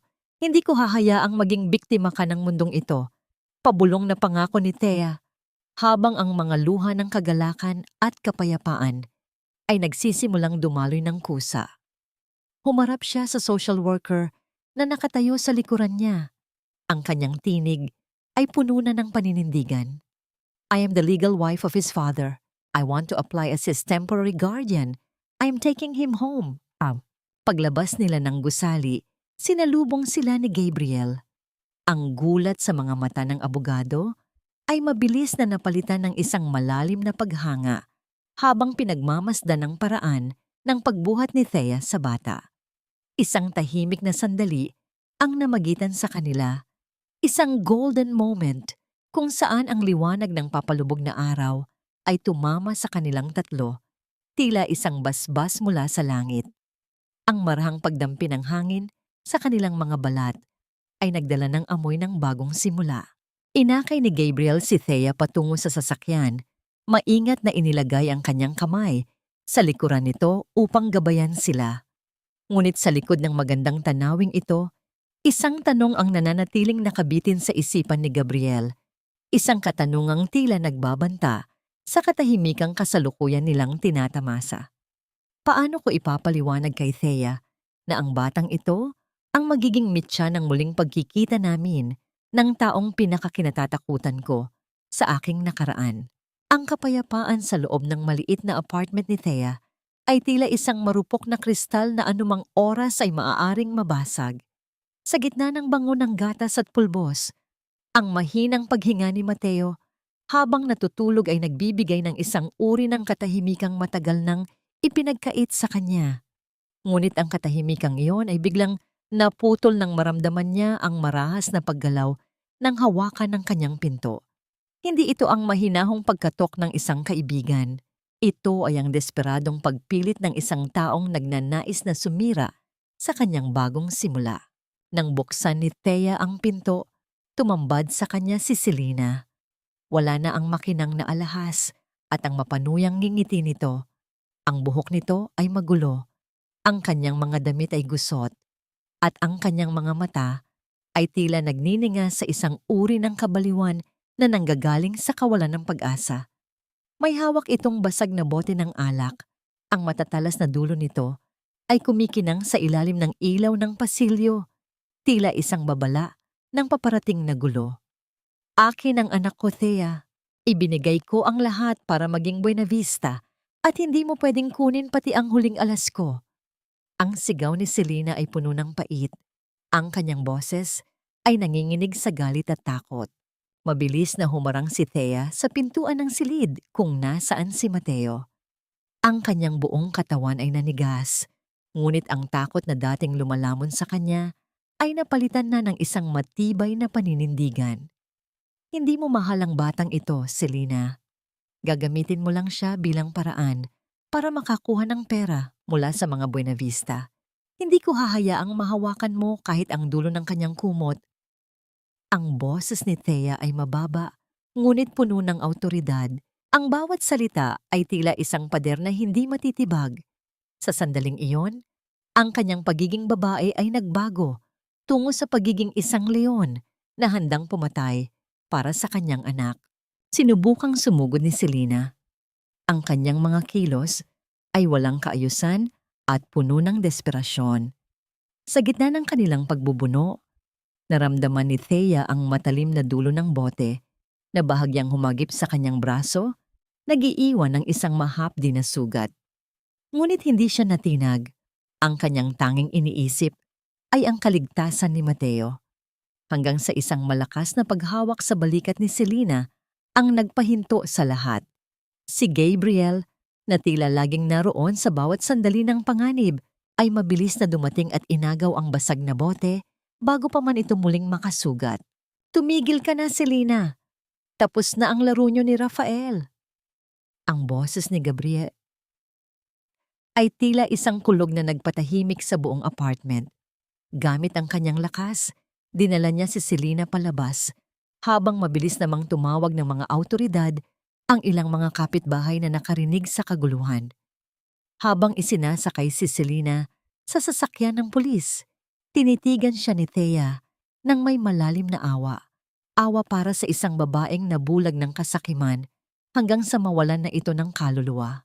Nang bumalik ang lahat sa katahimikan, tanging ang mahinang pag-iyak ni Mateo ang naririnig mula sa loob ng silid. Mabilis na binuhat ni Thea ang bata.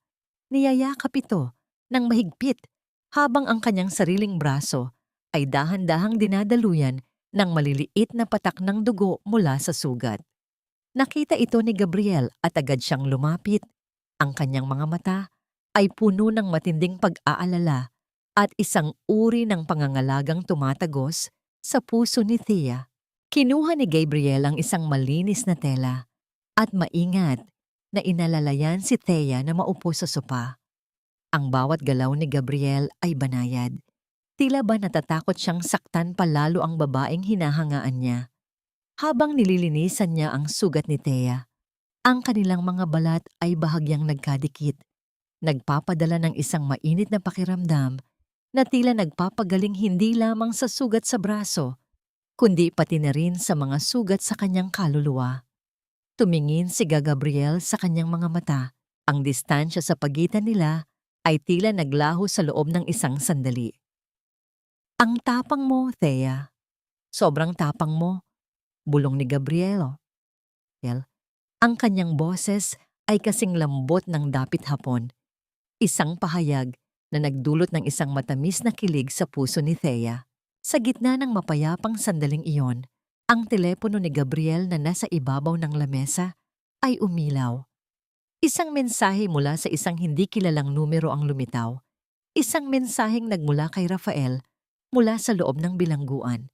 Ang mga salitang naroon ay tila isang panibagong bagyo na nagbabadyang sirain ang kakaunting ligayang natagpuan ni Thea.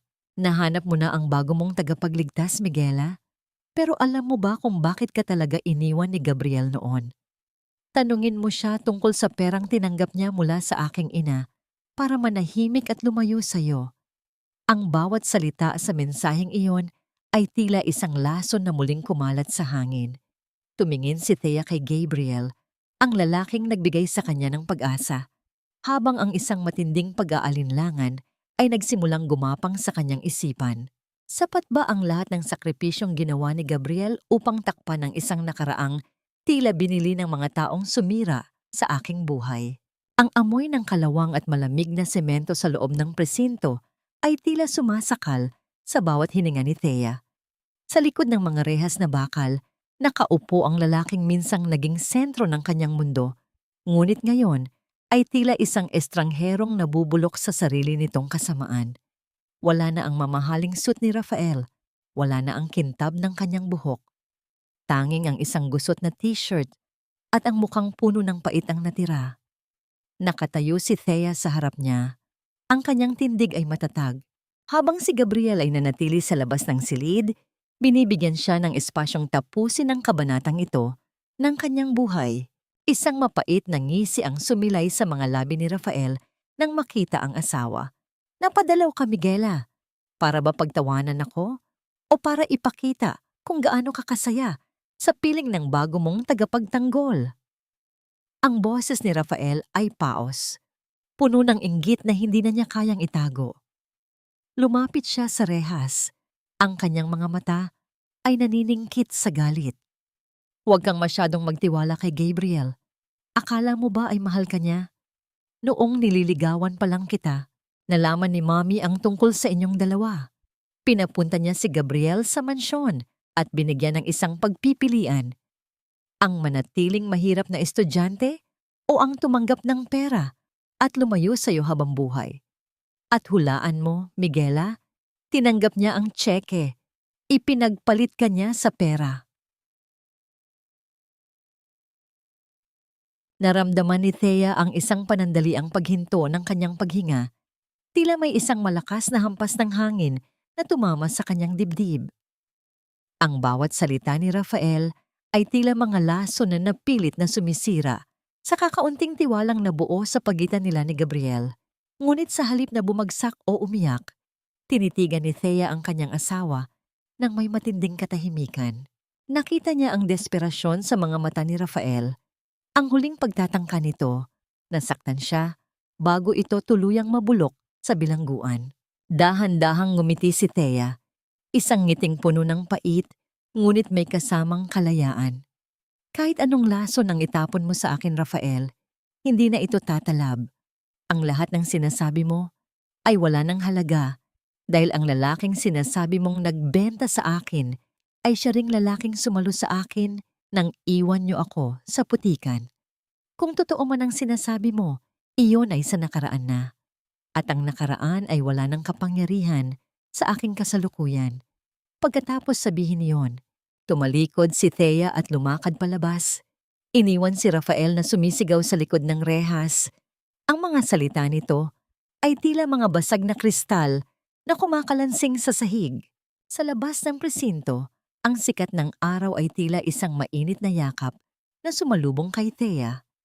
Nakasandal si Gabriel sa kanyang sasakyan. Ang kanyang mukha ay puno ng kaba habang hinihintay ang paglabas ng babaeng mahal niya. Nang magtagpo ang kanilang mga mata, hindi na kinailangan pa ni Thea na magtanong. Ang pag-aalangan at ang bahid ng pagsisisi sa mga mata ni Gabriel ay sapat na upang kumpirmahin ang bahagi ng katotohanan. Lumapit si Gabriel. Ang kanyang boses ay nanginginig sa takot na baka ito na ang huling pagkakataong makausap niya si Thea. Thea, totoo na tinangka nilang bayaran ako. Doña Severina humiliated me. Sinabihan niya ako na wala akong kwentang lalaki at hinding-hindi kita mabibigyan ng buhay na karapat-dapat sa'yo. Noong mga panahong iyon, natakot ako. Naging duwag ako dahil akala ko ay totoo ang sinabi niya. I was young and powerless. Pero sumusumpa ako, Thea. Hinding-hindi ko tinanggap ang pera. Lumayo ako dahil sa takot at sa maling akala na mas magiging masaya ka kay Rafael. I am so sorry for being a coward. Ang bawat salita ni Gabriel ay tila mga patak ng ulan na nagpapalambot sa naninigas na puso ni Thea. Nakita niya ang luha sa mga mata ng abogado, isang luhang puno ng katapatan at matagal ng kinimkim na pighati. Lumapit si Thea at ipinatong ang kanyang nanginginig na palad sa ibabaw ng kamay ni Gabriel na nakakuyom sa tabi ng kanyang binti. Marahan niyang binuksan ang mga daliri ng binata at hinawakan ito ng mahigpit, isang hawak na nagpaparamdam ng ganap na pagtanggap. Ang nakaraan ay isang sugat na hindi natin pwedeng balikan, Gabriel. Ang mahalaga ay kung sino ang nasa tabi ko ngayon. Sa sandaling ang mundo ko ay gumuho ng tuluyan. Pinapatawad na kita. Ang boses ni Thea ay kasing tamis ng isang awit ng paghilom. Sa ilalim ng malawak na langit, ang kanilang mga anino ay tila naging isa. Isang tahimik na sandali ng pagpapatawad at bagong simula na hindi na mababayaran ng anumang halaga. Binuhat ni Thea si Mateo mula sa loob ng sasakyan. Ang bata ay mahimbing na natutulog. Walang malay sa mga bagyong katatapos lang lumipas. Naglakad sila patungo sa liwanag. Hawak ang kamay ng isa't isa, handang harapin ang bukas na sila na ang sumusulat ng sariling kwento. Sa kabila ng lahat ng dumi at laso na ibinuhos sa aking buhay, sapat na ba ang pag-ibig na ito upang magsilbing kuta laban sa mga anino ng nakaraan? 6 na buwan ang lumipas at ang bawat araw na nagdaan ay tila isang dahan-dahang pagpinta ng bagong buhay sa isang canvas na dati ay punong-puno ng madidilim na kulay. Ang dating mansyong Buena Vista ay isa na lamang malamig na alaala. Isang kastilyong gawa sa buhangin na tuluyan ng tinangay ng malakas na alon ng katarungan. Sa loob ng madilim na rehas, si Doña Severina at Rafael ay nahaharap sa mahabang taon ng pagbabayad sa kanilang mga kasalanan, habang si Selena ay nananatiling isang anino sa malayo. Dala-dala ang kahihiyan ng kanyang mga maling desisyon. Sa gitna ng isang tahimik na kalsada, isang maliit na kafe na may pangalang Bagong Sibol ang nagbukas. Ang amoy ng bagong giling na kape at ang samyo ng mga bagong hunong tinapay ay humahalo sa sariwang hangin ng umaga. Ngunit hindi lamang ito isang simpleng kainan. Sa likod ng kafe ay isang maliit na silid na nagsisilbing sentro ng suporta para sa mga kababaihang dumanas ng pang-aabuso at panlilinlang sa loob ng kanilang sariling mga tahanan. Si Thea, na nakasuot ng isang simpleng puting damit at may ngiting abot hanggang sa kanyang mga mata, ang siyang nagpapatakbo sa lugar na ito. Sa tulong ng perang nabawi niya mula sa kanyang pondo, ginawa niyang misyon na maging kuta para sa mga taong minsang naging katulad niya. Naroon din si Manang Rosa, na ngayoy hindi na isang utusan, kundi isang mahalagang bahagi ng bagong pamilya ni Thea. Ang matanda ay abala sa pag-aayos ng mga makukulay na banderitas sa loob ng cafe dahil ang araw na ito ay hindi lamang isang ordinaryong selebrasyon. Ito ang unang kaarawan ni Mateo. Ang bata, na ngayoy masigla na ng gumagapang at nagpapakita ng mga unang nangipin sa tuwing tumatawa, ay naging sentro ng bawat ligaya sa bahay na yon. Ang boses ng mga bata na naglalaro sa paligid ay tila mga kumpas ng ligaya na pumupuno sa bawat sulok ng silid, isang ingay na nagbibigay ng buhay sa dating tuyot na puso ni Thea. Dumating si Gabriel, dala-dala ang isang malaking kahon ng regalo at isang pumpon ng mga paboritong bulaklak ni Thea. Ang kanyang presensya ay tila isang mainit na sinag ng araw na nagbibigay ng liwanag sa buong cafe. Nang magtagpo ang kanilang mga mata, ang lahat ng pagod sa paghahanda ay tila biglang naglaho. Lumapit si Gabriel kay Thea at dahan-dahang binuhat si Mateo mula sa kanyang mga bisig, isang kilos na tila napakanatural at puno ng pagmamahal. "Happy birthday, little man."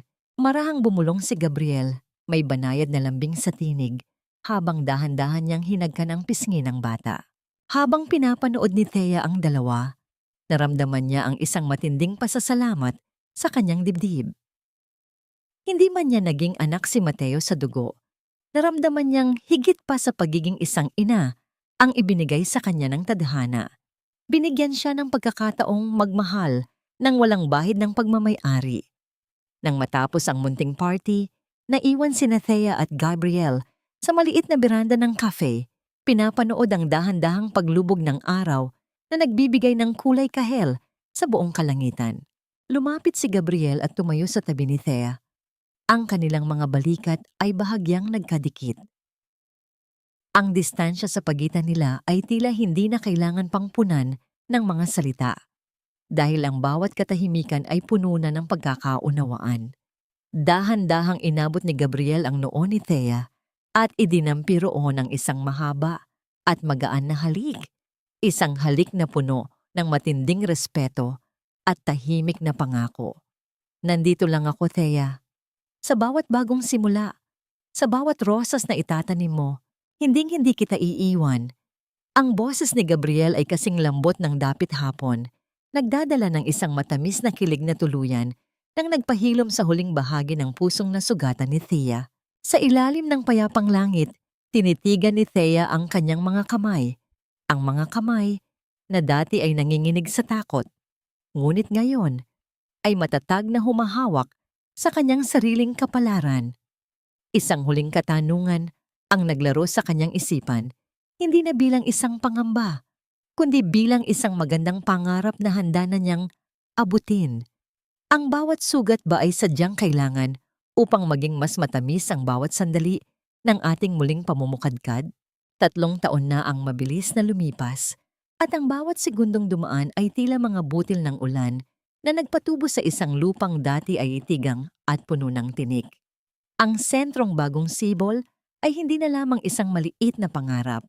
Ito ay naging isang malawak na kanlungan para sa daan-daang kababaihan na minsang nawalan ng boses at dangal. Sa bawat kwentong ibinabahagi sa loob ng mga dingding nito, naroon ang bakas ng katatagan ni Thea, isang buhay na patunay na ang pagkawasak ay simula lamang ng isang mas matibay na pagkabuo. Sa malawak na hardin sa likod ng kumpanya, nakatayo si Thea habang pinapanood ang isang batang lalaki na masiglang tumatakbo sa damuhan. Si Mateo, na ngayoy 3 taong gulang na, ay may mga tawang kasing linaw ng kristal at mga matang puno ng kuryosidad sa mundo. Nang madapa ang bata, hindi ito umiyak. Sa halip, mabilis itong tumayo at tumakbo patungo kay Gabriel na naghihintay ng may bukas na mga braso. "Papa, look! I found a ladybug!" Yang masayang sigaw ni Mateo habang ipinapakita ang kanyang munting natuklasan. Ang salitang papa na namumutawi sa bibig ng bata ay tila isang matamis na himig na nagpapangiti kay Gabriel, ang lalaking hindi lamang naging tagapagtanggol ni Thea sa batas, kundi naging katuwang din sa pagbuo ng isang pamilyang hindi itinali ng iisang dugo, kundi ng iisang pangako ng pag-ibig. Nahanap na ba nila ang kapayapaan? Ang sagot ay makikita sa bawat mahinahong paghinga ni Thea sa tuwing dumarating ang dapit hapon. Wala na ang mga anino ng mansyong Buena Vista na dati ay sumasakal sa kanyang pagkatao. Si Rafael at Doña Severina ay nananatili na lamang bilang mga tauhan sa isang madilim na kwento ng nakaraan, mga taong hinayaan na ni Thea sa kamay ng hustisya at ng sarili nilang konsensya. Hindi na niya kailangang lumingon pa sa kanila upang masabing siya ay nagwagi na. Nagpatawad ba siya? Sa loob ng mahabang panahon, inakala ni Thea na ang pagpapatawad ay para sa mga taong nanakit sa kanya.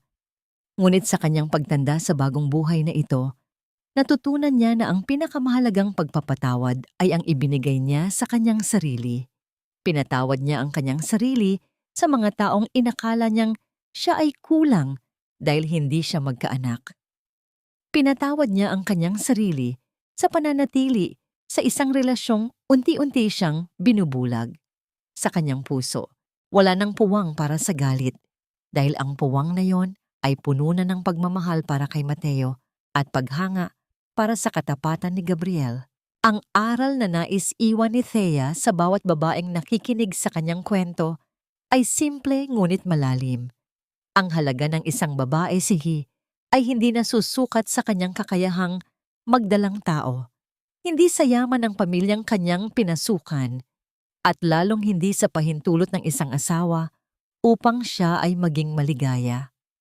Ang tunay na halaga ay matatagpuan sa lakas ng loob na tumayo sa gitna ng bagyo, sa talino na makita ang katotohanan sa likod ng mga mabulaklak na salita, at sa pusong kayang magpatuloy sa pagmamahal sa kabila ng lahat ng pagkakanulo. Sa huling sandali ng araw, lumapit si Gabriel kay Thea at maingat na inakbay ang kanyang braso sa balikat ng asawa. Sabay nilang pinanood ang paglubog ng araw na nagbibigay ng gintong liwanag sa buong paligid. Binuhat ni Gabriel si Mateo sa kabilang braso at sa isang saglit, ang kanilang 3 anino ay naging isa sa ibabaw ng luntiang damo. Tumingin si Thea sa langit.